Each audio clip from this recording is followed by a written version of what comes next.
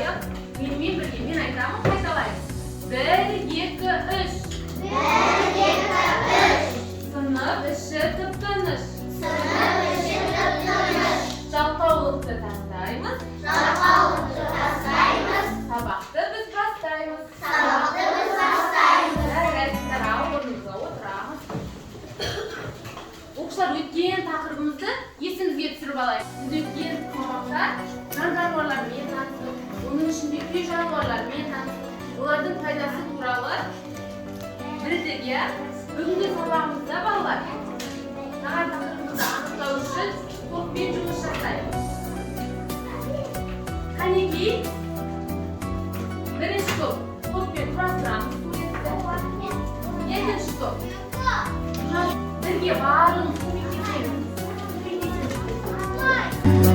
Қоңырау үні сыңғырлап, тербелген бесігі. Сәулетті менің мектебім, жайнаған жасыл бағым.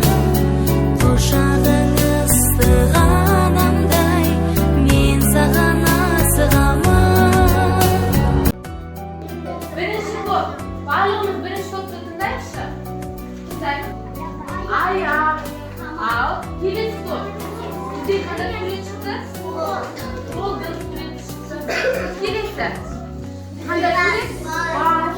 Адамның басы. Ал, қандай сурет шықты? Көз. Келесі. Бесінші топ. Қандай сурет шықты? Ауыз, иә? Ауыз. Дұрыс, адамның дене мүшелері екен. Енді балалар, бүгін бізге қонаққа Арман атты балақай келді. Біз бүгін Арманға көмектесуіміз керек. Көмектесеміз бе? Арманның тапсырмаларын орындаймыз ба? Жақсы. Ол үшін біз бүгін адамның дене мүшелерімен танысатын боламыз. Қарашы. Арманның басы, иығы, Арманның қолдары, Арманның аяқтары бар екен. Арманның іші, иә? Арманның бас бөлігінде қандай дене мүшелері бар? Шаш, көз, ауыз, аяқ, мұрын. Жарайсыздар. Ал қолдарында нелер бар екен? Саусақтар бар екен. Жарайсыздар оқушылар. Сендер өз дене мүшелеріңді тауып көрсете аласыңдар ма? Қанекей, қол көтереміз. Қалай көтереміз қолды? Жақсы, Гүлмира. Гүлмираны тыңдайық. Тұра ғой, Гүлмира. Көзіңді, мұрныңды көрсетеміз, атын атаймыз. Мынау менің. Мұрныңды көрсете ғой. Құлағымды. Мынау менің құлақтарым. Жарайсың. Балалар, балық. Саусақтарымыз, қолдарымыз, аяқтарымыз. Балалар, неге шекті бүгінгі сабақта адамның дене мүшелерімен және олардың қандай қызмет атқаратындығын үйренетеміз. Қараңыз балалар, адамның дене құрылысын алғаш рет ежелгі Мысыр елінде зерттеген екен. Мына балақайға қарайықшы. Басы, бас бөлігі, мойыны, қолы, кеудесі, іші, арқасы және аяқтары. Бұның барлығы балақайдың дене мүшелері екен. Жазуды қандай дене мүшесі арқылы? Қолымызбен. Ал қандай дене мүшесі арқылы сөйлейміз? Ауызымыз арқылы сөйлейді екенбіз. Бір-бірімізбен сөйлесе алады екенбіз. Жақсы. Ашық микрофон ойнаймыз. Мен сендерге микрофонды ұсынам. Сол адам тұрып өзінің дене мүшелерін басқа сыныптастарына таныстырады. Келесіз бе? Бірінші топтан маған Қанекей, қара. Өзіңнің дене мүшелерін таныстыра қойшы. Даусыңды шығарады.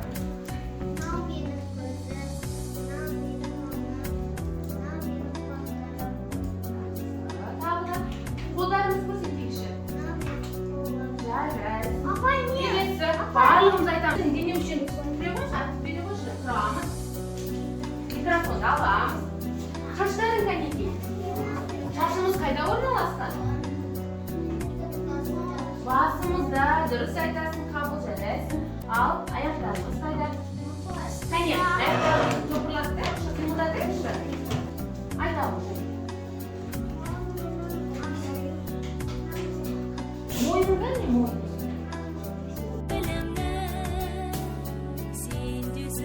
Келесі балалар, қараймыз. Бірінші, суретті бастырып саламыз. Қолымызды карандашты алайық. Кәне, орындаймыз.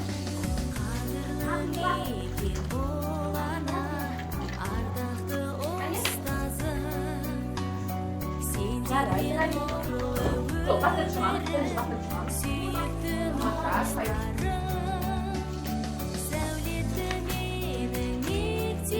Әдемі, Даяна біткен екен.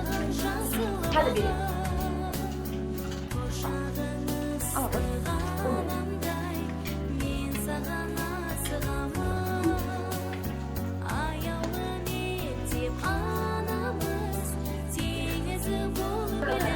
Адамның дене мүшелері сәйкестендіру керек. Иық. Иық қайда апарамыз? Иығымыз қайда? Баланың иығы қайда орналасқан? Иығын апарамыз. Иық бөлігіне апарамыз. Келесі. Кеуде. Кеудесі қайда баланың? Кеудесі.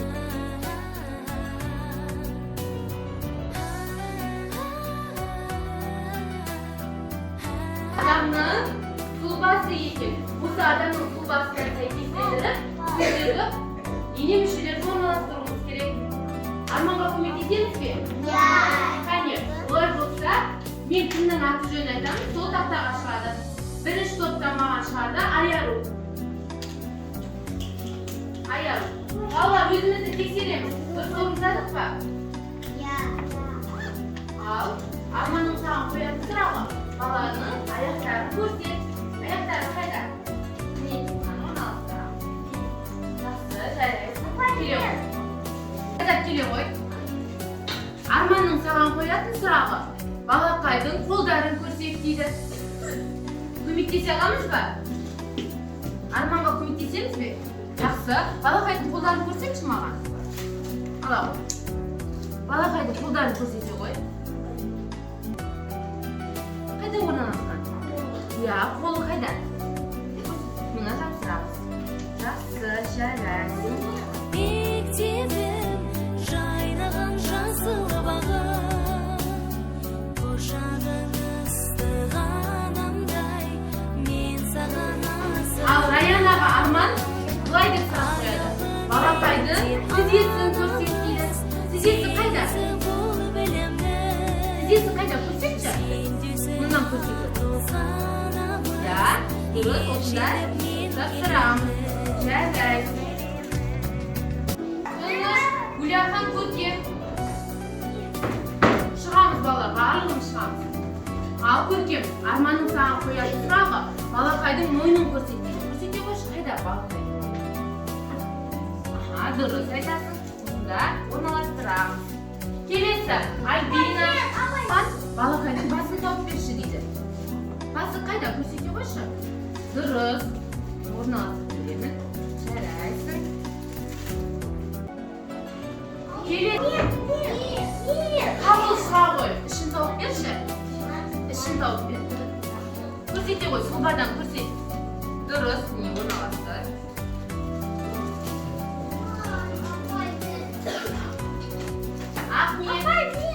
Тыңдаймыз.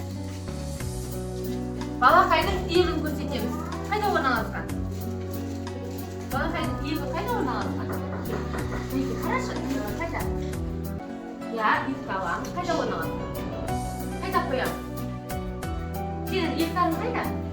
Неге я? А балақайдың иығы қайда? Дұрыс. Жарайсың. Ал, Дана, келе қойшы. Иығы қайда? Сенің кеуде тұсың кәне, көрсете қойшы. Я, балақайдың қайда? Көрсете ғой. Сонда жапсырамыз. Жарайсыңдар. Жақсы. Балалар, қалғанымыз келесі тапсырманы орындап, Арманға көмектесеміз. Жақсы ма? Жануарлармен бірге билейміз.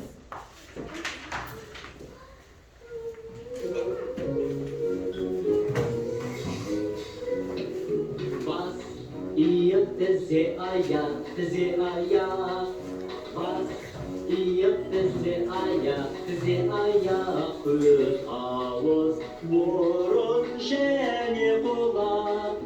Бас иіп тізе аяқ, тізе аяқ. Тезірек Әне жылдамырақ. Бас иіп тізе аяқ, тізе аяқ. Бас иіп тізе аяқ, тізе аяқ. Көз, ауыз, мұрын және құлақ. Бас иіп тізе аяқ, тізе аяқ. Қанеке тезірек. Қане, одан да қатты жылдам. Иіп тізе аяқ, тізе аяқ. Бас иіп тізе аяқ, тізе аяқ. Көз, ауыз, мұрын және құлақ. Бас иіп тізе аяқ, тізе аяқ. Келіңдер, одан да тезірек. Енді Арман оны жинауы керек. Ол үшін біз мұнда жасырынған тапсырмаларды орында Арманға көмек көрсетеміз. Бірінші топ бізге футбол ойыны туралы айтып береді. Футбол ойынын ойнау үшін екінші топ. Бар жерді аламыз. Ал бізде екінші топ шахмат ойыны туралы айтады. Шахмат ойынын ойнаған кезде біздің қай дене мүшеміз қозғалады? Сол туралы топпен бірге әңгімелесеміз. Бас киімін аламыз дейді. Бұл топ бізге теннис ойыны туралы айтады. Теннис ойынын ойнағанда қай дене мүшеміз қозғалады? Отырып топпен дайындаламыз. Келесі, артына келесі. Тыныш. Қана, қай киімді аламыз? Бірге аламыз. Баскетбол ойыны. Баскетбол ойынын білеміз бе? Ойнағанда қай дене мүшеміз қозғалады? Футбол ойынын білеміз бе? Аяқпен қозғалыс жасайды екенбіз. Жарайсыздар. Дұрыс жауап берді ме балалар? Қалай бағалаймыз? Қане? Жарайсыңдар, бірінші топ. Келесі топ. Бізге қандай дене мүшесі түсті? Қандай ойын түсті? Шахмат. Ал біз шахмат ойнағанда қандай дене мүшеміз қозғалады? Қол. Айтпаймыз. Қолмен. Қанша адам ойнайды шахматта? Екі адам ойнайды. Жауаптары дұрыс па? Қалай бағалаймыз? Қане? Дұрыс. Жарайсыңдар дейміз. Келесі топ. Шеңбер айналдыру. Шеңбер айналдыру ойынын қанша адам ойнайды? Біреу, дұрыс айтасыңдар. Қай дене мүшеміз қозғалады? Беліміз, ішіміз қозғалады екен. Жауап дұрыс па балалар? Қалай бағалаймыз? Жарайсыңдар дейміз. Келесі топ. Қандай ойын түсті бізге? Теннис. Ал теннис ойынын қанша адам ойнайды? Екі адам. Қандай дене мүшеміз қозғалады? Қолымыз, аяқтарымыз қозғалады екен. Жақсы, жарайсыңдар. Қалай бағалаймыз балалар? Жарайсыңдар дейміз. Келесі, қандай ойын түсті бізге? Аяулы мектеп анамыз, теңізі бол білімнің. Жарайсыңдар дейміз. Жақсы. Ер жетіп мен келемін.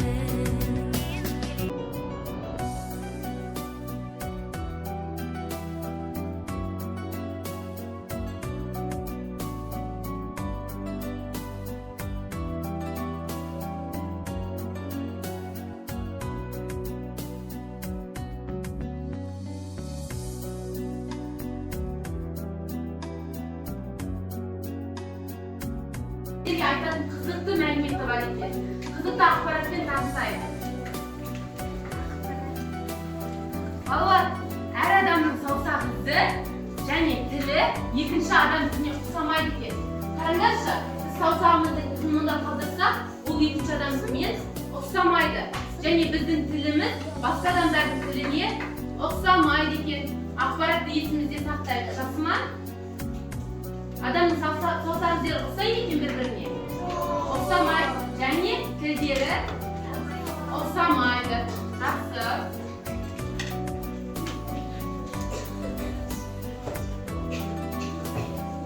Ендеше балалар, қазір тапсырма орындаймыз. Топпен жұмыс жасаймыз. Ағашта не жапырақтар жоқ екен. Біз қазір саусақ іздеріміздің әртүрлі екендігін анықтайтын боламыз. Мен тыңдаймыз. Бір-бірімізге береміз. Бас бармағымызды көрсетейінші барлығымыз. Бас бармағымызды бояймыз. Бас бармағымызды бояп, жапырақ саламыз. Мінекей, жапырақ салдық. Дәл осылай қалдық.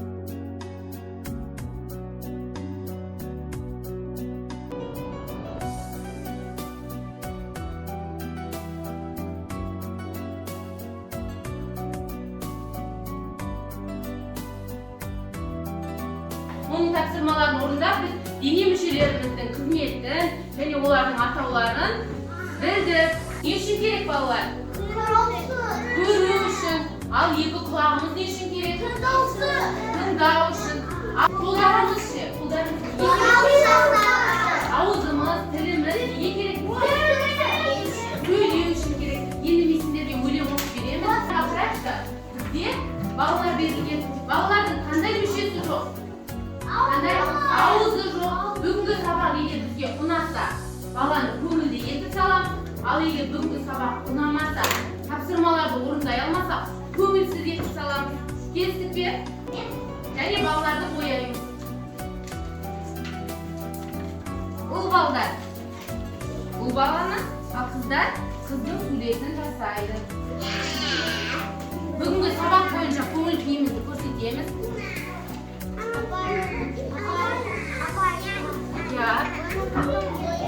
Бояймыз. Қаламмен, гүліңізге карандаштарымызды алып жасаймыз.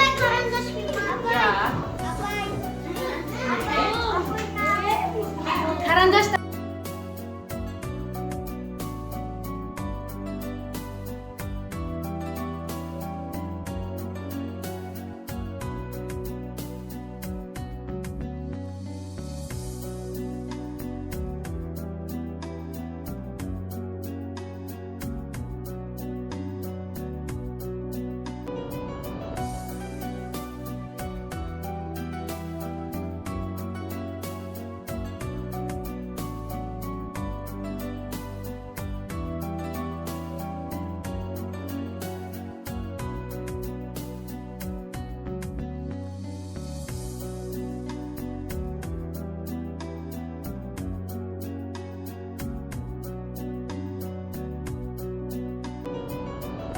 Бүгінгі сабақ ұнады ма саған?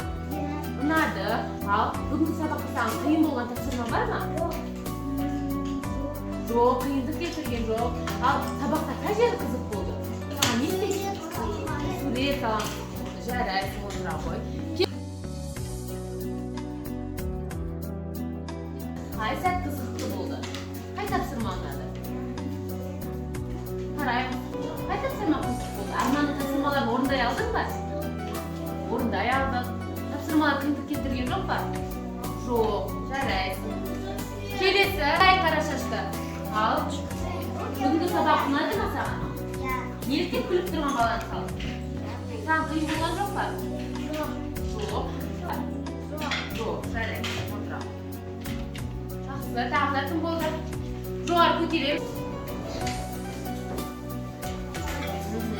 Әлинұрды тыңдайықшы. Қанекей, көрсете ғой. Өте әдемі. Күліп тұрған баланың суретін салып біз Әлинұр. Қызық болды. Біз Бастырған қызық болды, иә, жақсы. Сен қиналған жоқсың ба тапсырма орындауда?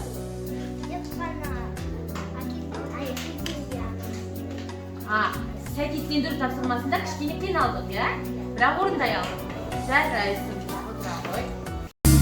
Бала қиял тәттарман, ұстазыма сақталған сыр көп. Бас иемін мәңгі, ұстаз лайық құрметке, қабылда бол әнді шәкіртіңнің.